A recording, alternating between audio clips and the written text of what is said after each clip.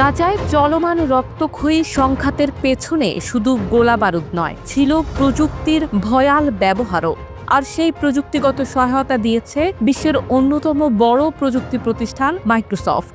প্রতিষ্ঠানটি সম্প্রতি স্বীকার করেছে, গাজায় যুদ্ধকালীন সময়ে ইসরায়েলি সেনাবাহিনীকে কৃত্রিম বুদ্ধিমত্তা, এআই এবং ক্লাউড কম্পিউটিং সেবা দিয়েছে তারা। এই প্রযুক্তি ব্যবহৃত হয়েছে জিম্মি উদ্ধারের অভিযানে ও গোয়েন্দা তথ্য বিশ্লেষণে। তবে নিজেদের দায় অস্বীকার করে মাইক্রোসফট বলছে, তাদের এজিওর ক্লাউড প্ল্যাটফর্ম কিংবা এআই প্রযুক্তি সরাসরি গাজায় হামলা বা বেসামরিক হতাহতের জন্য ব্যবহার করা হয়েছে এমন কোনো প্রমাণ তারা পায়নি। এর আগে অ্যাসোসিয়েটেড প্রেস জানিয়েছিল ৭ অক্টোবর ২০২৩-এর পর ইসরায়েলি বাহিনীর এআই ব্যবহার ২০০ গুণ বেড়েছে এবং এতে বড় ভূমিকা ছিল মাইক্রোসফটের। মাইক্রোসফটের নিজস্ব ওয়েবসাইটে প্রকাশিত একটি স্বাক্ষরবিহীন ব্লগ পোস্টে জানানো হয়েছে, ইসরায়েলের প্রতিরক্ষা মন্ত্রণালয়ের সঙ্গে নিবিড়ভাবে কাজ করেছে তারা। এই অংশীদারিত্বে মাইক্রোসফটের এজিওর ক্লাউড প্ল্যাটফর্ম এবং এআই সেবা ব্যবহার করে গোয়েন্দা তথ্য অনুবাদ, যাচাই ও বিশ্লেষণ করা হয়। এরপর এই তথ্য মিলিয়ে দেখা হয় ইসরায়েলের এআই নির্ভর টার্গেটিং সিস্টেমের সঙ্গে। মানবাধিকার সংস্থাগুলোর মতে, যুদ্ধক্ষেত্রে এআই প্রযুক্তির ব্যবহার প্রায়ই ভুল সিদ্ধান্ত ডেকে আনে, যার শিকার হন নিরীহ মানুষ।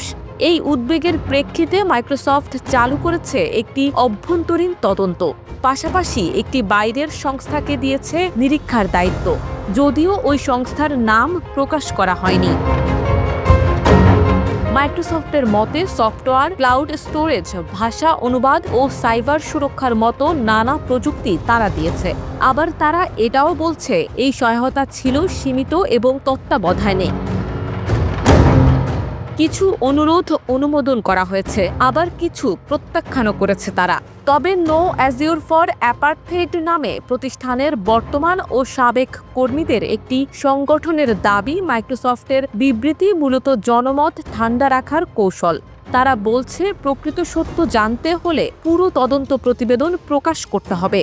অন্যদিকে যুক্তরাষ্ট্রের ডিজিটাল অধিকার সংগঠন ইলেকট্রনিক ফ্রন্টিয়ার ফাউন্ডেশনের নির্বাহী পরিচালক সিন্ডি কোহেন মাইক্রোসফটের পদক্ষেপকে স্বাগত জানালেও বলেন, এতে অনেক প্রশ্ন রয়ে গেছে।